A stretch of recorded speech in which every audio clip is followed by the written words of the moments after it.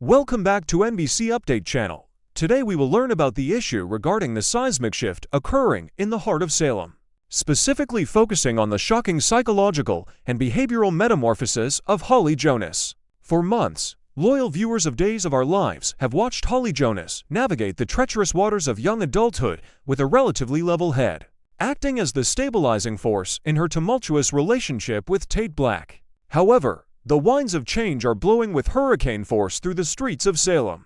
We are standing on the precipice of a defining era for the character, a narrative arc that promises to deconstruct the good girl persona and reconstruct a formidable, chaotic force reminiscent of her mother, Nicole Walker, at her most volatile. This is not merely a teenage rebellion. It is a fundamental rewriting of Holly's DNA, a transformation driven by betrayal, exhaustion, and a burning desire to stop being the collateral damage in everyone else's drama. The spoilers indicate a trajectory that will leave Tate Black and Ari Horton not just surprised, but utterly devastated and alienated.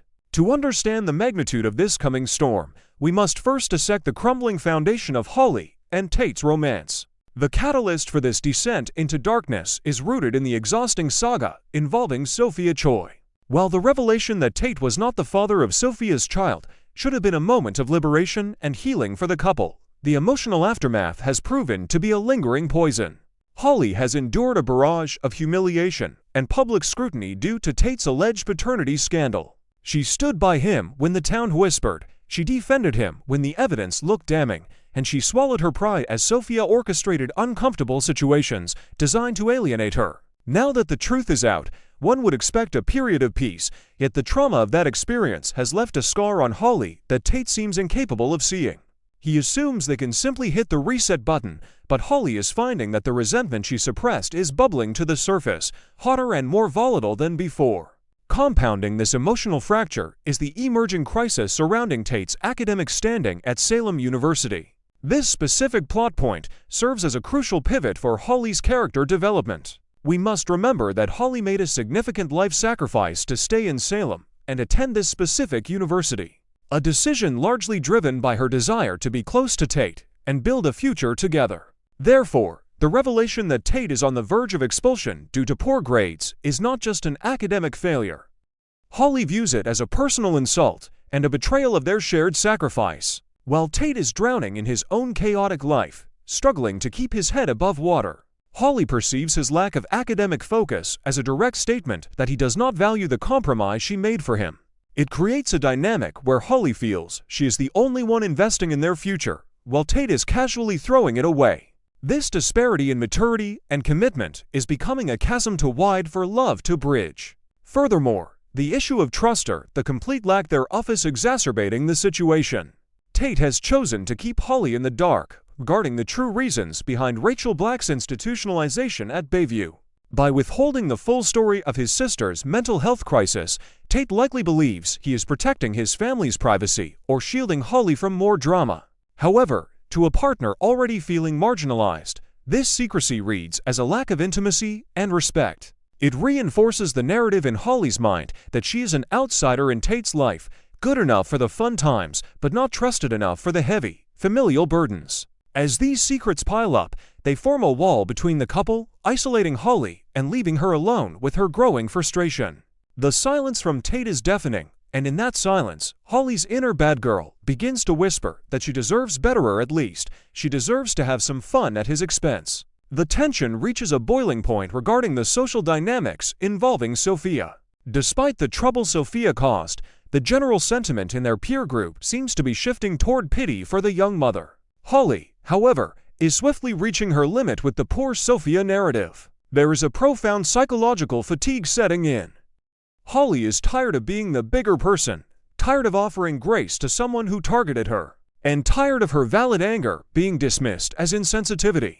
When Holly finally snaps, refusing to play the role of the understanding saint, it creates friction not just with Tate, but with the entire social circle. She is done being a victim of Sophia's manipulations, and she is equally done with being expected to forgive and forget.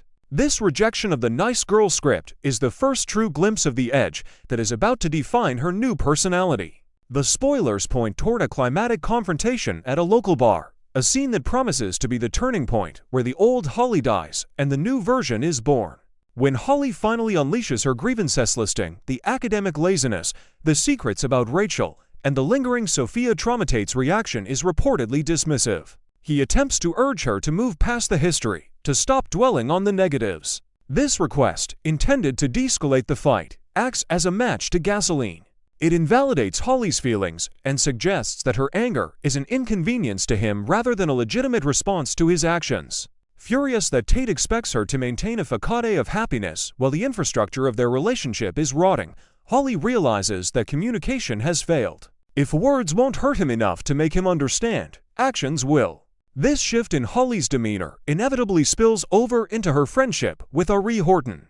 Ari, attempting to play the role of the rational mediator, makes the fatal mistake of telling Holly to tough it out and get over the hiccups in her life. This advice backfires spectacularly. Ari fails to recognize that Holly isn't going through a phase, she is undergoing a metamorphosis. When Ari points out that Holly isn't acting like herself, Holly's response is chillingly simple: this is her new self. She is rejecting the expectations placed upon her by her best friend, just as vaguely as she is rejecting Tate. The friendship, once a source of comfort, becomes another shackle that Holly feels compelled to break. She no longer wants to be the sidekick or the rational one.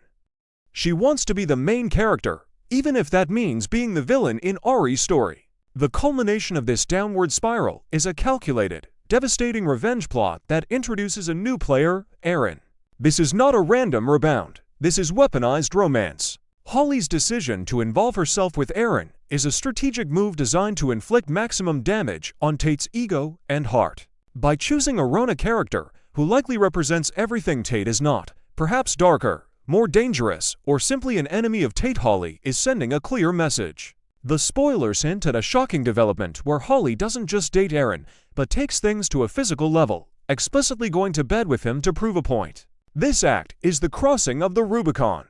It is no longer about arguing or breaking up, it is about scorching the earth. The visual imagery described in the spoilers is potent: Holly publicly holding hands with Aaron, parading her new conquest in front of a shattered Tate. This is not the behavior of a heartbroken girl hiding in her room. It is the behavior of a woman empowered by her own ruthlessness. The cold gaze she shoots Tate is the final nail in the coffin of their innocence. It signifies that the empathy she once held for him has evaporated, replaced by a cold indifference and a desire to see him suffer as she has suffered. She is channeling the most chaotic elements of her mother's history, proving that the apple truly does not fall far from the tree. In conclusion, what we are witnessing is the origin story of Salem's newest vixen. Holly Jonas is shedding her skin, trading in her textbooks and moral high ground for a leather jacket and a vendetta. She is ready to burn down Salem for fun, viewing the chaos she creates as a form of liberation.